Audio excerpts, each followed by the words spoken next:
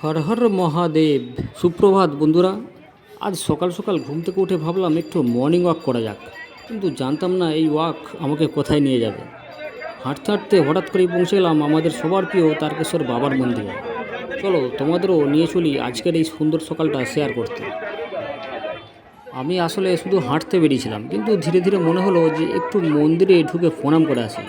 সকালে মন্দির যাওয়ার একটা আলাদা শান্তি আছে, ভিড়ও কম থাকে। কিন্তু ভুলে গেছিলাম যে এখন চৈত্র মাস চলছে, আর চৈত্র মাস মানেই তো তারকেশ্বরে প্রচুর ভিড়।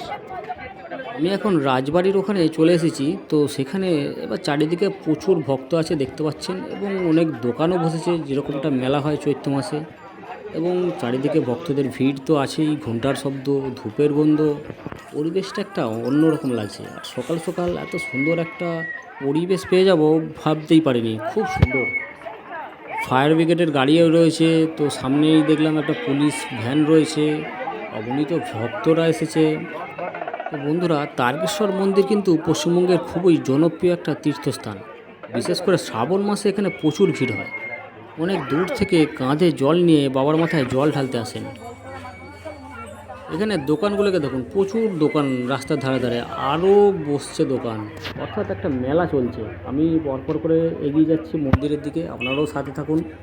তো ডান দিক দিয়ে দোকান যেহেতু বেশি রয়েছে, তো ভিড় বেশি হবে, সেই জন্য আমি রাজবাড়ির মাঝখান দিয়ে ঢুকে যাব।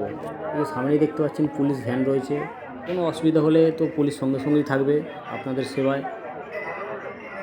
দেখতেই পাচ্ছ বন্ধুরা, এখানে প্রচুর ভিড় আছে। আসলে এখন চলছে চৈত্র মাস, আর এই সময়টায় চৈত্র মাসে ভক্তরা বিশেষভাবে তারকেশ্বর বাবাকে জল ঢালতে আসেন।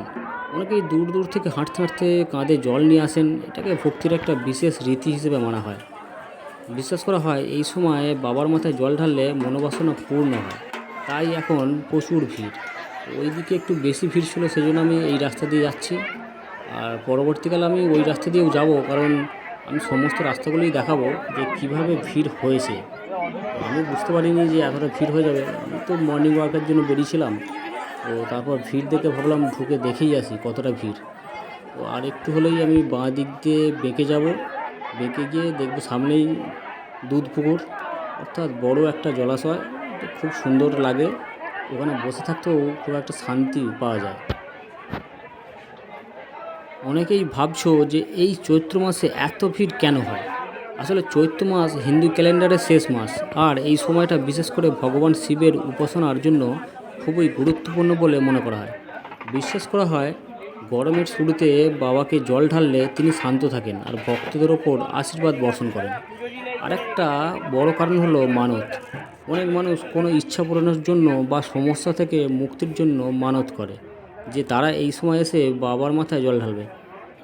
বিশেষ করে গাজন উৎসব আর চৈত্র সংক্রান্তির সময় এই ভক্তির মাত্রা আরও বেড়ে যায়।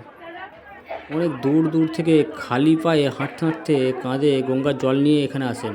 এটা ভক্তির একটা কঠিন এবং পবিত্র রীতি। সব মিলিয়ে চৈত্র মাসে প্রচুর ভিড় হয়। তো আমি অলরেডি ঢুকে পড়েছি সেই দুধ পুকুরের ওখানে, এবং দেখতে পাচ্ছেন যে ভিড় রয়েছে।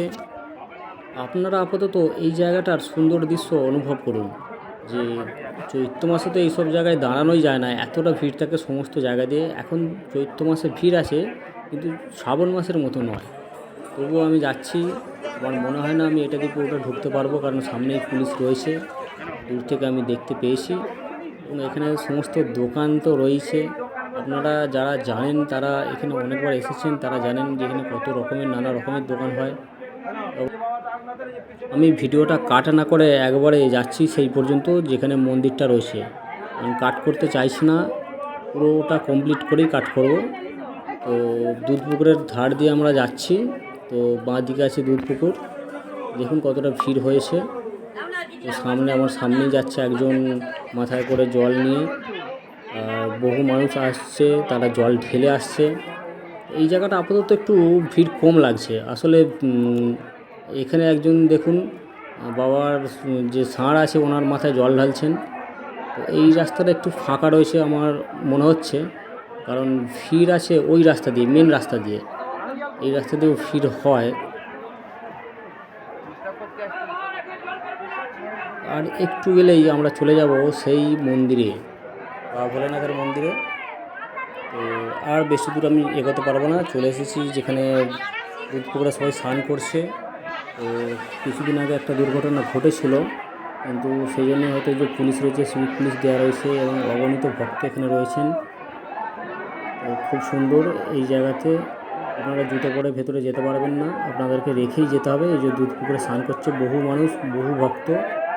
তো এই রাস্তা দিয়ে আর জুতো পরে যাওয়া যায় না। তো যারা যাবেন এখানে জুতো খুলে যাবেন।